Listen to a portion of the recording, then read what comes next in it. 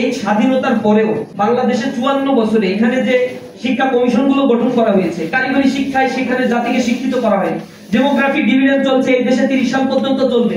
Unfortunately young জেনারেশনকে কারিগরি শিক্ষা এবং ইথিক্যাল এডুকেশনের সমন্বয় করে একটা মিথস্ক্রিয়ার মধ্য দিয়ে জাতিকে গড়ে তোলার কোনো সিস্টেমই তারা ডেভেলপ করেনি। তারা সবসময় সেকুলারিজমের কথা বলেছে, কিন্তু সেকুলারিজম তো আস্তিক মানুষ তৈরি করতে পারে না। এখানে দুর্নীতি তো কমে নাই।